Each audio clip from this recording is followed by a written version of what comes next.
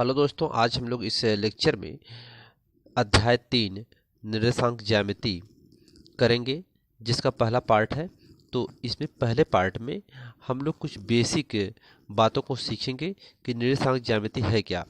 तो निर्देशांक ज्यामिति जो होती है वह किन्हीं दो अक्षों पर बनती है।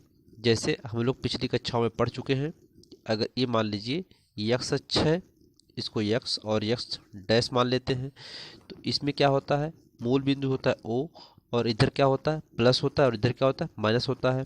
इसको मान लेते हैं 1 2 3। तो इसको प्लस का 1, प्लस का 2, प्लस का 3, ऐसे आगे जो नंबर होंगे इधर 1 2 3, ऐसे माइनस का 1, माइनस का 2, माइनस का 3, ऐसे लिखते हैं। फिर इस पर एक और ओरिजिन पॉइंट से यानी मूल बिंदु से इसका एक और बिंदु होता है, एक और लाइन होती है जिसको y और y डैश कहते हैं। ठीक है, इस मूल बिंदु से होते हुए जाती है, जिसे इस पर भी नंबर अंकित रहते हैं। जिसे इस पर नंबर अंकित होता है, ऊपर प्लस में होता है +1 +2 +3, ऐसे और सारे नंबर। इसके बाद -1 -2 -3, ये नीचे की तरफ माइनस होता है।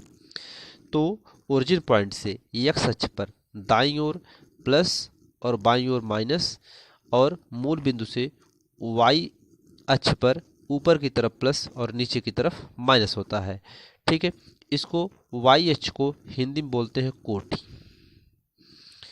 इसको कहते हैं कोटि, और वाई अक्ष को एक्स अक्ष को कहते हैं भुज। ठीक है, तो सबसे पहले भुज लिखा जाता है, बाद में कोटि लिखा जाता है। इसको बोलते हैं प्रथम चतुर्थांश, इसको हिंदी में बोलते हैं प्रथम चतुर्थांश। ठीक, और इसको बोलते हैं द्वितीय चतुर्थांश, इसको कहते हैं तृतीय चतुर्थांश, और इसको कहते हैं चतुर्थ चतुर्थांश। प्रथम चतुर्थांश में प्लस और प्लस में सभी मान होंगे, द्वितीय चतुर्थांश में माइनस और प्लस होगा, तीसरे में माइनस और माइनस होगा, चौथे में माइनस प्लस और माइनस होगा। ठीक है, अब यहाँ पर ये प्लस प्लस क्यों होगा, सबसे पहले लिखा जाता है भुज यक्स और फिर लिखा जाता है वाई। ठीक है, यानी इसको लिखते हैं भुज फिर कामा कोटि। ठीक है, तो पहले भुज लिखा जाएगा, बाद में कोटि लिखा जाएगा, हमेशा ध्यान रखना है आपको। तो जब भी हम निर्देशांक ज्यामिति में किसी पॉइंट को निर्देशित करेंगे तो पहले यक्स को लिखेंगे फिर वाई को लिखेंगे। तो यहाँ पर यक्स क्या है, प्लस है, वाई क्या है, प्लस है, तो प्लस प्लस हुआ प्रथम में। द्वितीय में यहाँ पर पहले क्या है, पहले यहाँ पर क्या है, एक्स अक्ष है, तो एक्स अक्ष में माइनस है और वाई अक्ष में प्लस है, इसलिए माइनस और प्लस हुआ दूसरे में। तीसरे चतुर्थांश में दोनों माइनस में, इसलिए माइनस माइनस हुआ। चौथे चतुर्थांश में यहाँ पर भुज जो है क्या है, प्लस में है, और कोटि जो है माइनस में है, इसलिए प्लस और माइनस में हुआ। ठीक है, तो इस प्रकार से इतनी सारी बातों को हम लोग इसमें जानना जरूरी है हमको। अब एक बात और आती है कि अगर हम किसी बिंदु को हमें अंकित करना है तो हम कैसे अंकित करेंगे। ये मान लीजिए हमारे पास यहाँ पर ये यक्स और यक्स डैश है, वाई और वाई डैश है। ठीक है, अब इस पे कुछ नंबर ऐसे अंकित किए गए हैं। ठीक है, ये ओरिजिन पॉइंट ओ है, मूल बिंदु जिसे बोलते हैं। तो अगर यहाँ पर मान लीजिए दिया हो, यहाँ पर कोई पॉइंट दिया हो, एक है, 2 है, 3 है, यहाँ पर भी से नंबर है। यदि कहा कि इसमें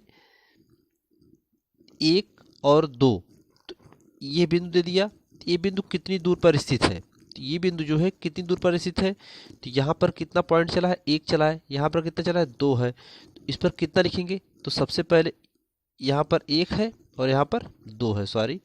ठीक है, ये 2 चला है और ये 1 चला है, इधर 1 चला है, इधर 2 चला है, तो यक्स अक्ष पर चला है तो 2, वाई अक्ष पर चला है 1। ठीक है, 1 सेंटीमीटर चला है, अर्थात 1 इकाई चला है, यहाँ पर 2 इकाई चला है तो 2। अब सबसे पहले क्या लिखते हैं, भुज, भुज में क्या है, कितना चला है, 2, और यहाँ पर कितना चला है, 1 वाई पे, 2 और 1 हो जाएगा। ठीक, अगर इसमें बात करें तो इसमें बात करेंगे तो ये पॉइंट आएगा आपका।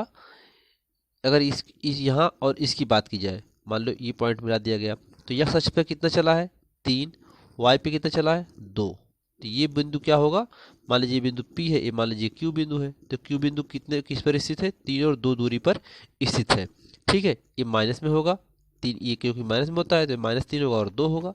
ठीक है, इसी प्रकार से कहीं भी अगर जैसे इस यहाँ भी आप इस चतुर्थांश में इसे दिखा सकते हैं। आप साइन का भी साथ में ध्यान रखना है, चिन्ह भी सही से आपको लगाना है। ठीक है, तो इस प्रकार से इसको आप दर्शा सकते हैं। ठीक है, तो इसमें इन सब बातों को ध्यान रखना जरूरी है। और आइए अब एक्सरसाइज के सवाल को देखते हैं। एक्सरसाइज में पहला सवाल है कि एक अन्य व्यक्ति को आप अपने अध्ययन मेज पर रखे टेबल लैंप की स्थिति किस तरह बताएंगे। ठीक है, ये कह रहा है कि एक व्यक्ति है, ठीक है, कोई व्यक्ति है और हमारे पास मेज है। ठीक, तो प्रश्नावली के सवाल को करते हैं। पहले यहाँ लिखते हैं प्रश्नावली 3.1। ठीक है, पहला क्वेश्चन है इसका। पहला क्वेश्चन है, कह रहा है कि एक अन्य व्यक्ति को आप अपने अध्ययन मेज पर, तो हम मान लीजिए ये मेज है, इस मेज पर हम क्या कर रहे हैं, अध्ययन कर रहे हैं। ठीक, इस मेज पर ये मेज है पूरा, इसका नामकरण कर लेते हैं। ये मान लीजिए इसका नाम ए, या मान लीजिए ओ मान लेते हैं इसको। ठीक है, और इसको मान लेते हैं बी, और इसको मान लेते हैं सी। ठीक, अब कह रहा है कि एक अन्य व्यक्ति को आप अपने अध्ययन मेज पर, इस मेज पर हम बुक रख करके पढ़ रहे हैं, मान लीजिए अध्ययन कर रहे हैं, मेज पर रखे टेबल लैंप को, तो कोई टेबल लैंप मान लीजिए यहाँ पर रखी है। ठीक, ऐसे टेबल लैंप कहीं भी रख सकते हैं। इस मेज पर जो OABC मेज है, इस मेज पर आप इस टेबल लैंप को कहीं भी रख सकते हैं। ठीक है, ये स्थान फिक्स नहीं है, कहीं भी रख सकते हैं। ठीक है, कह रहा है कि स्थिति किस प्रकार उसको बताएंगे। इसको मान लीजिए ये क्या हुआ, ओरिजिन पॉइंट इसको मान लेते हैं मूल बिंदु है। ठीक है, तो ऐसे इसको डॉट डॉट आगे बढ़ा लेते हैं, इसको आगे बढ़ा लेते हैं। मेज तो यहीं पर रहती है, आगे बढ़ेगी नहीं, तो इसको हम लोग आगे पढ़े हुए इसको आगे बढ़ा लेते हैं थोड़ा से, इसको भी ऐसे आगे बढ़ा लेते हैं समझने के लिए। तो इसको x और x डैश मान लेते हैं, इसको y और y डैश मान लेते हैं। ठीक, तो हमें अक्ष मिल जाएगा। ठीक है, तो अक्ष मिल गया, तो इस पर नामकरण कर देंगे 1 2 3, ऐसे आगे नामकरण कर देंगे इसका 1 2 3, ऐसे हो जाएगा नाम। तो अगर पूछे कि ये कितनी दूर पर है, तो मान लीजिए यहाँ से 2 दूरी पर स्थित है और यहाँ से 2 दूरी पर स्थित है, ये 2 और 2, तो ये पॉइंट क्या होगा, ये पॉइंट 2 और 2 पर बताया जाएगा। ठीक है, कि 2 और 2 पर स्थित है, यानी x अक्ष पर 2 चला है और y अक्ष पर भी 2 चला है। अगर मान लीजिए यही हमारी यहाँ पर रखी हुई है, ये यहाँ पर रख दिया गया है। ठीक, तो इसको यहाँ से मिलाया जाएगा और इसको यहाँ से मिलाया जाएगा, तो कितना चला इस पे 1 2 3 4। ठीक है, तो इस पे कितना चला 4, और यहाँ पर कितना चला 2 ही चला है, तो 4 और 2, तो यहाँ पर लैंप स्थित हो गई, तो 4 और 2 बता सकते हैं। इसका आंसर कई प्रकार से आप कई हो सकता है, यहाँ पे भी लैंप रख सकते हैं आप, यहाँ भी रख सकते हैं, कहीं भी रख सकते हैं लैंप। ठीक है, तो इस प्रकार से इसके हम इसमें कह सकते हैं कि x अक्ष पर कोई एक आंसर इसमें ले लेते हैं। मान लो इसको ले लेते हैं x अक्ष पर 4 तथा y अक्ष पर 2, y अक्ष पर 2 इकाई की दूरी पर लैंप स्थित है। ठीक, इतना आप इसमें कह सकते हैं।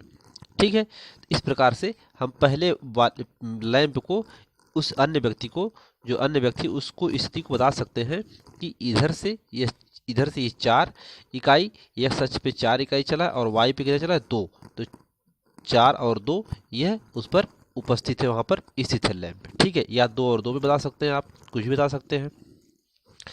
दूसरा क्वेश्चन देखते हैं। दूसरा क्वेश्चन क्या है, दूसरा क्वेश्चन यहाँ पर काफी बड़ा क्वेश्चन है।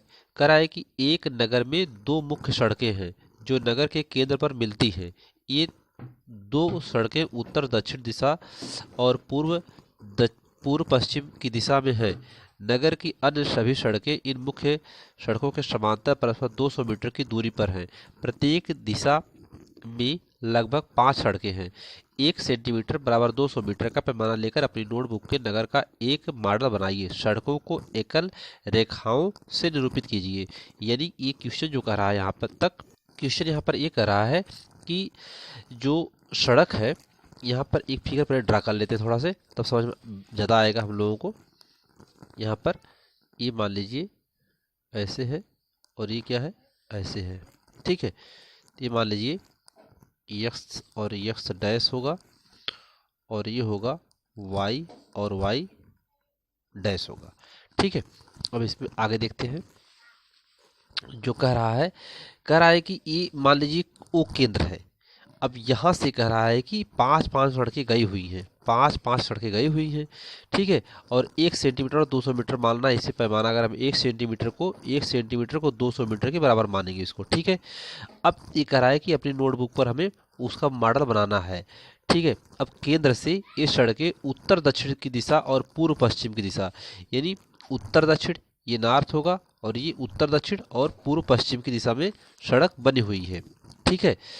तो आगे कह रहा है इसमें कि अपने मॉडल से में एक दूसरे को काटते हुए अनेक क्रॉस स्ट्रीट चौराहे हो सकती हैं।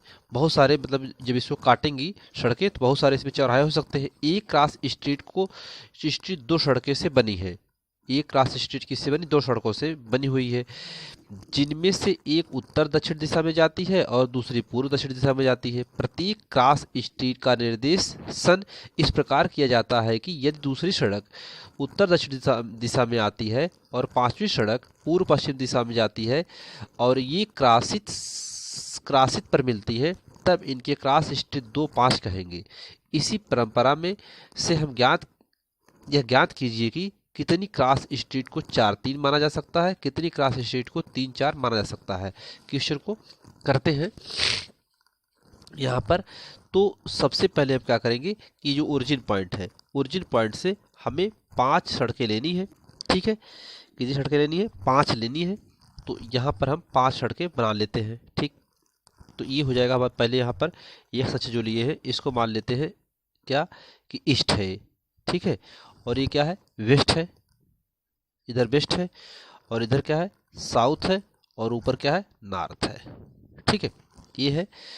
इसके बाद इसमें सड़क जो योजना बनी हुई है कुल 5 सड़कें हैं यहाँ से। तो अब यहाँ से 5 सड़कें बना लेते हैं इसी में से, एक सच के और इसमें ही यहीं पे बना लेते हैं। 1 सड़क, 2 सड़क, 3 सड़क, 4 सड़क और 5 सड़क, इस प्रकार से हम लोग बना लेते हैं, ठीक है। और 5 सड़क फिर ऐसे ही बना लेना है क्योंकि चारों तरफ 5-5 सड़कें हैं। 1 सड़क, 2 सड़क, 3 सड़क, 4 सड़क और 5 सड़क। इसका नामकरण कर देते हैं 1, 2, 3, 4, 5। 1, 2, 3, यहाँ नीचे से एक जाएगा, यहाँ से 1, 2, 3, 4 और 5, ठीक। ये सड़क हो गया, सड़क नंबर है ये। तो अब कह रहा है कि 3 और 4। क्वेश्चन में आप देख सकते हैं क्वेश्चन में कितनी क्रॉस स्ट्रीटों को 4 और 3 बनाया जा सकता है। 4 और 3, तो 4 पहले इस पे चलेंगे, 1, 2, 3, 4 यहाँ पे आए और 3 इस पे चलिए, 1, 2, 3, तो 4 और 3 यहाँ मिलेगा, ठीक है। इसको क्या कहेंगे? 4 और 3। अब दूसरा अगर 4, 3 लेना चाहेंगे तो नहीं होगा, दूसरी जगह काटना शुरू कर देगा, ठीक है। और तो केवल एक ही बनेगा। तो पहले का आंसर कितना जाता है? कितनी क्रॉस स्ट्रीटों को 4, 3 माना जा सकता है। तो 4, 3 क्रॉस स्ट्रीटों को 4, 3 केवल एक बार ही माना जा सकता है, केवल एक ही बार माना जा सकता है। इसका आंसर यही होगा। फिर दूसरा पूछ रहा है कितनी क्रॉस स्ट्रीटों को 3, 4 माना जा सकता है। 3 और 4 माना जा सकता है। तो 3 इस पे 3 आइए यहाँ पे और 4 इस पे आइए, तो यहाँ पर ये जाएगा 4, यहाँ पर क्या जाएगा? 3 और 4। तो 3 और 4 दूसरा तो नहीं ले सकते हैं, 3 और 4 यहाँ पे क्रॉस करेंगे एक दूसरे को, तो ये क्या होगा? 3 और 4 हो जाएगा, ठीक है।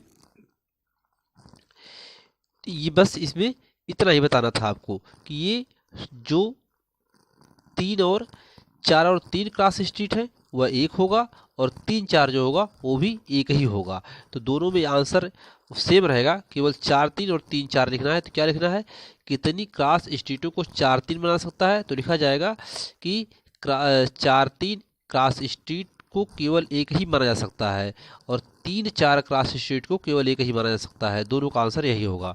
ठीक है, लिखना वही है और 1 ही बार केवल माना जा सकता है इनको। ठीक, तो इस प्रकार से प्रश्नावली के दोनों क्वेश्चन समाप्त होते हैं।